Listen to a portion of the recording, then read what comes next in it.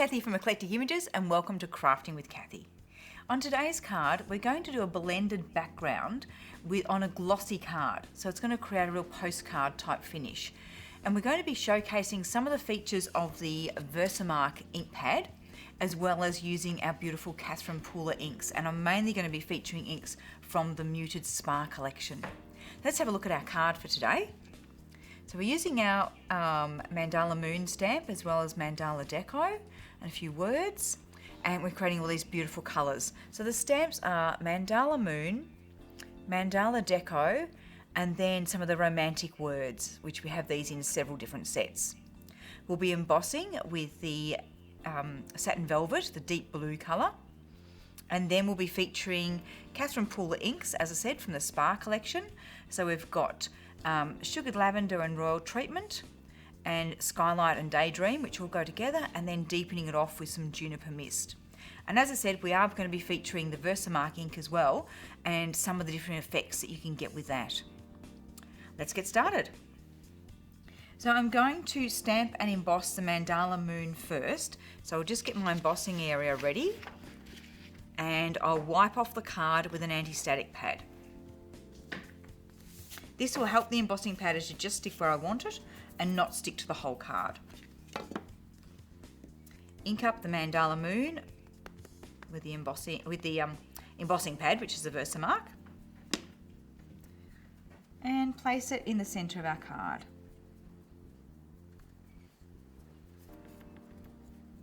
Nice push around the whole image. You want to get plenty of ink onto the card. And then sprinkle on our embossing powder. Now this embossing powder has a lot of mica in it, so it often leaves a bit of a shine on the card that isn't going to be affected when you heat it. So don't panic if you can see a little bit of an extra blue shine. That can be wiped off after we've done our heating. Now before I heat, I'm also going to pop one of the little words Dream in that top corner and emboss that as well. It is important with this one to do your embossing first, because we want all that done and dried before we start doing the other Versamark effects. Done and dried, done and heated. Okay, let's just stamp Dream in there.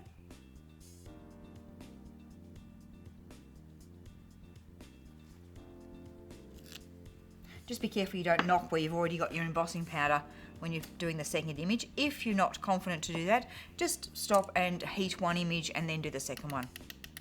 Good tap on the back. Bit of a check that we haven't got bits of powder where we don't want them. There's a little bit there. Mostly that's pretty good. Take off a couple of bits. And let's put our embossing powder away and then heat our card. So we're going to just gather up that bit of paper, tip all the embossing powder back into our jar, and pop our lid on. I usually like to put the embossing powder away before I start heating, therefore there's very little chance then of having accidents of heating embossing powder that you actually wanted to keep. So let's give this a bit of a heat.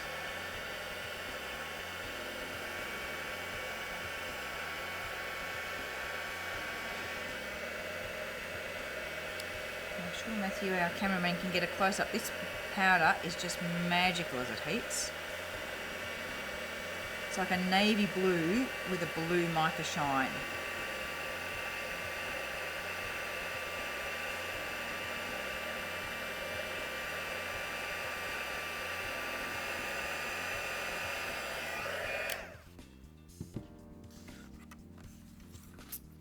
That's a gorgeous colour. But after that's cooled, I'm going to be very scientific and just wipe it on my leg. And that just wipes off any of that extra mica shine that we don't need on there now. So my next stage is going to be using the Versamark ink pad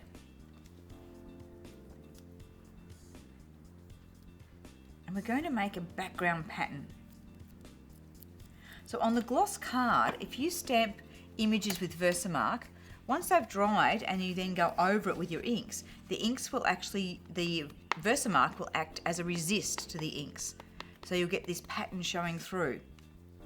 So we're just going to stamp this on here. Now we're doing multiple images, but you'll be able to see where you've already stamped by there being a little bit of a shine on the card. Go up the side here.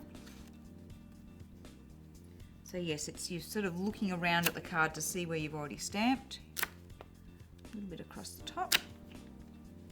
Now we'll switch to our word stamps. And we'll start with Dream again.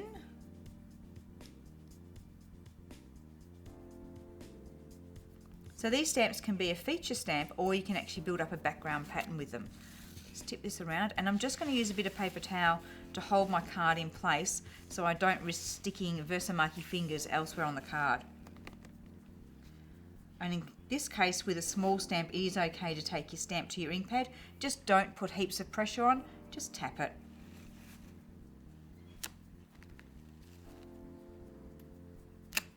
Okay, I'm going to change to another word. So I'm going to pick up on Believe. These little stamps we sell in sets of 3 words that go together, and they're great for just little background touches.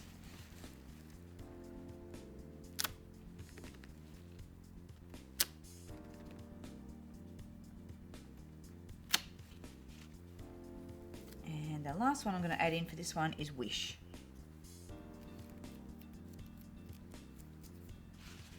Ink up, and I'm looking across the side of the card so I can see where I've got my shine, and I can pop some Wish in there.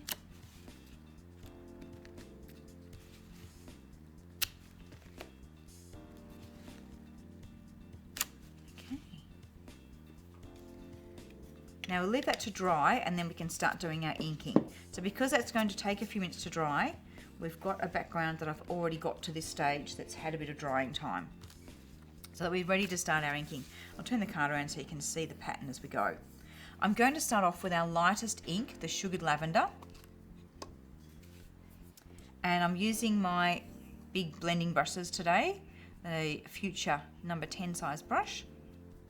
I'm just picking up, I'll take a little bit of ink off on my scrap paper, and then I'm going to shade, put a bit of pressure on the brush so I can control where the edge of the brush goes to. We're going to shade to that outer edge of the moon.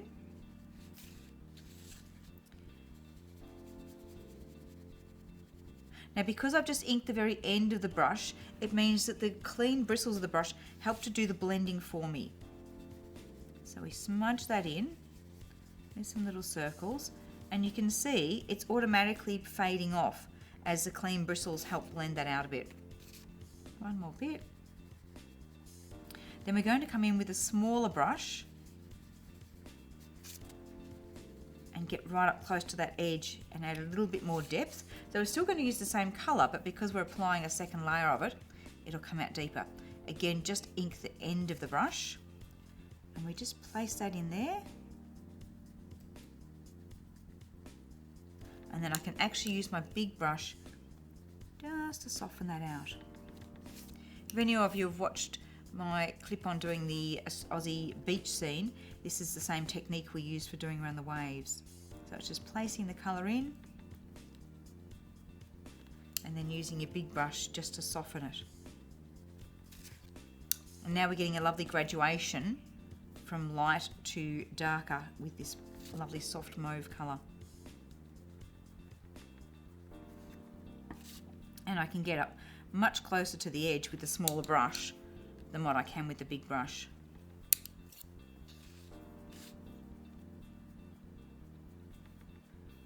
Quite often when I'm doing scenes, I can get very close to the edges with the big brushes, but here I'm working in such a confined space that I really need the small brush to help that along. Okay, soften it out, there we go. Now I'm going to switch colours to the teal type colours, so we'll start off with a bit of Skylight.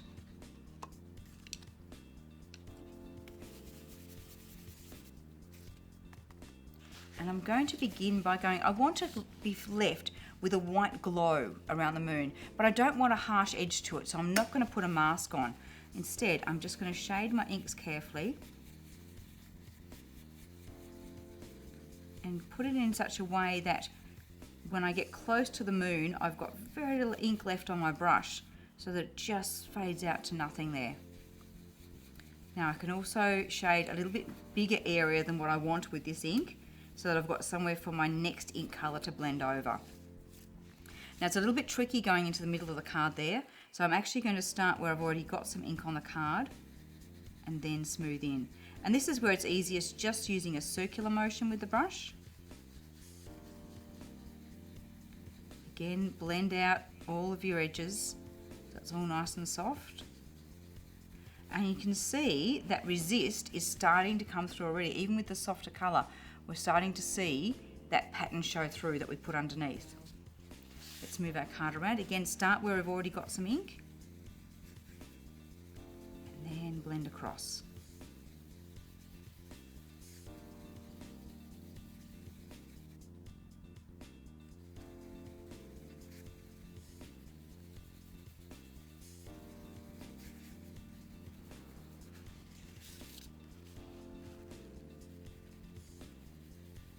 So normally I'll start from the edge and work in, but once you've already got some ink on the card, you can then go directly onto that area and the inks will still blend out because you've got some ink there for it to slip with, therefore it doesn't grab the card.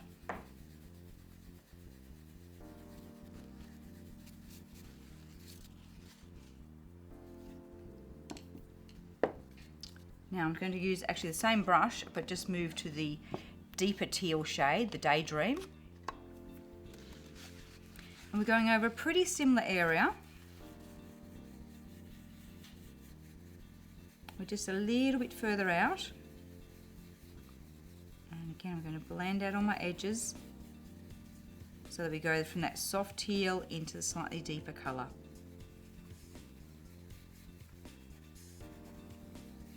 Now these ink pads are very juicy. You don't need to put a lot on your brush, especially on the gloss card where you've got a lot of slip anyway. Just touch your ink pad and that's enough ink.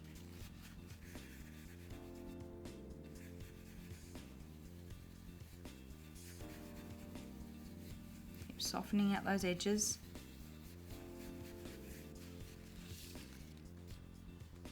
Now I had envisaged this card when I was thinking about making it, of doing it all mainly in blue tones, from the teals into blues, and then I started adding the purple in there and really liked it. But we might actually do this one, because we've got the sample with some purple on it, we might with this one just do the background in blues, so we've got a bit of a different look. Just to show you how some of the different colours can go together and the different combinations you can get. And that was a double tap on the ink pad, so I've got a lot of ink to get rid of there. Let's keep blending it out.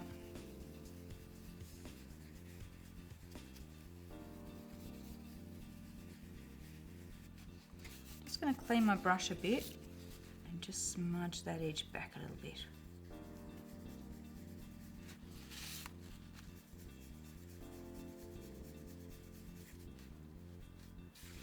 Okay, we're maintaining our glow around the moon just.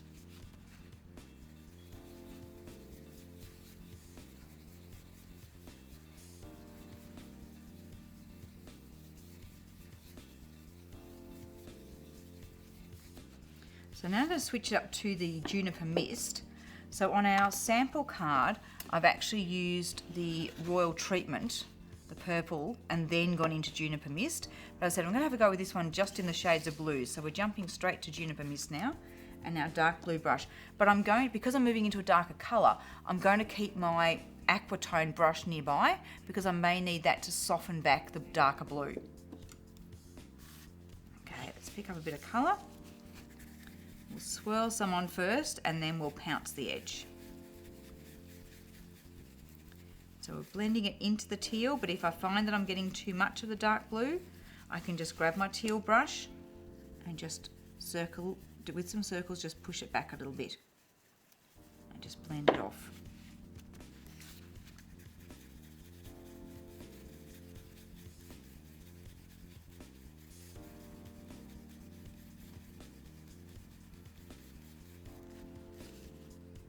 The Catherine Fuller inks are one of the few inks that do blend so beautifully on the gloss card.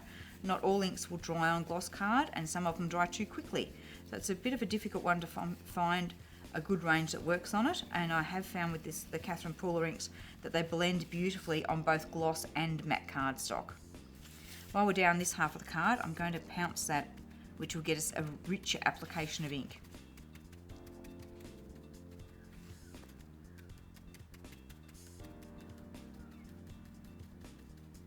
So starting off on the edge, working in as you've got a bit less ink on the brush, but again, if you get too much, we can just buff it back a bit with our other brush.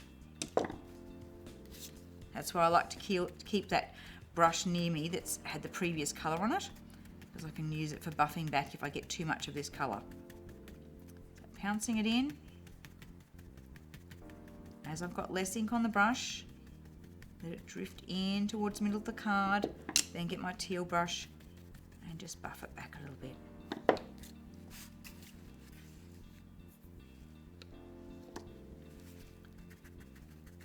Now just be a bit careful coming up the edge where it's a bit narrower to the moon. I want it along the edge there. I don't want to come in too far with this one.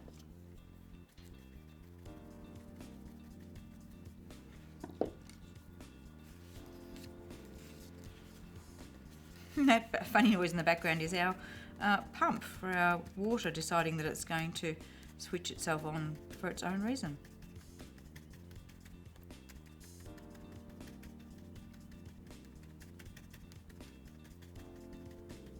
I guess it's a different noise from just pat, pat, pat, pat, pat of the brushes.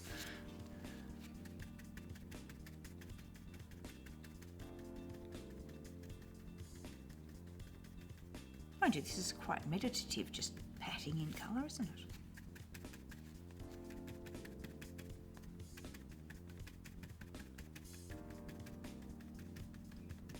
So again, starting at the edge and then letting your brush drift in. If it comes in too much, buff it back with your teal brush.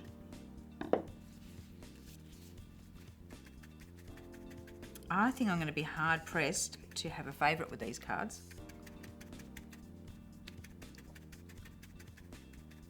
Now, I've been a bit adventurous there. I always say don't do too much in one go. You do have some blending time with the inks, but you don't have forever. If you try and do too much in one go, the inks will dry before you get back to them and you'll have more trouble getting them to blend together, but getting it to buff back.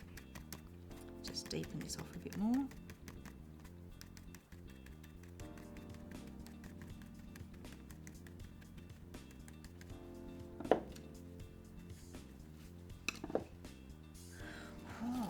Pretty good. I'm liking the blues.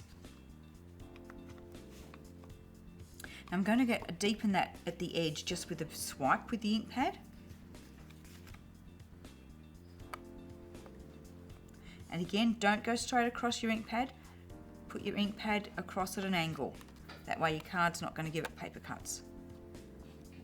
Which sounds really silly, but I've done it.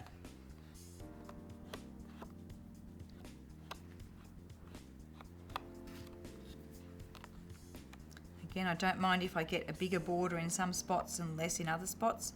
I like that random look. If you found it was a little bit too much, we could just get our brush and just buff it back a little bit. There we go. Now I'm thinking actually, because we've got so much of the blues in there, I am going to use some of the Royal Treatment. But just on the moon. I'm going to deepen that off a little bit more. So again, I'll have my small brush and I'll have my larger brush standing by.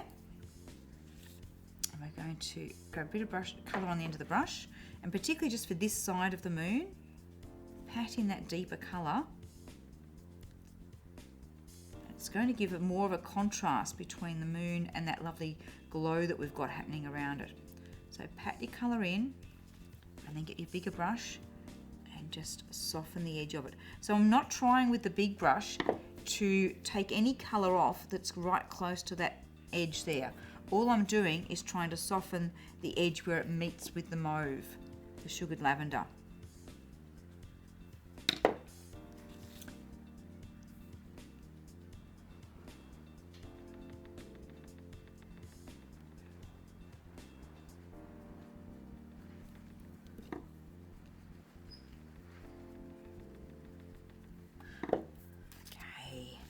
Wonderful.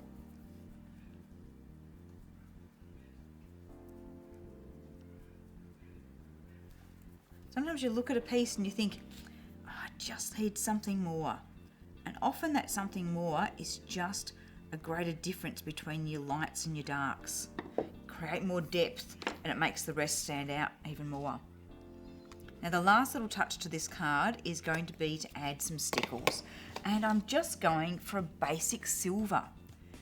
I've got loads and loads of colours in our stickles, but I really want this to just catch the light. I don't want to add any colour to it. I just want to catch the light on those gems.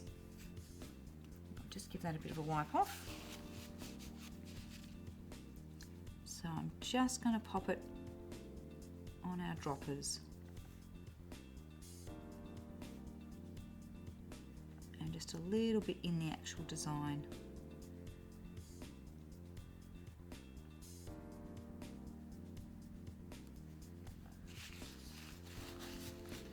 A little bit too much there. I'm just going to settle that a little bit. So that's just going to pick up the light magnificently.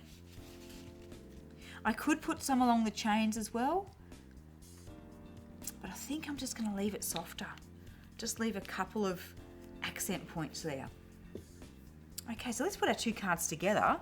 So you can see we've got our one with the royal treatment added around the edge, our purple tones, and one with going straight into blues, and I can see we're flaring with the lights there. So I'm just going to pick those up a little bit so we can actually see them a bit better. Both nice. I actually love both of them. And don't you love that lovely resist effect of the Versamark in the background? It's a lovely subtle background, but it just really adds to your card. So that's just another way that you can use your Versamark. So when you're doing your gloss card, try creating some of these background effects with them. Okay, well thank you very much for watching. That's been great fun doing this one, and we'll see you again next time. Okay, bye.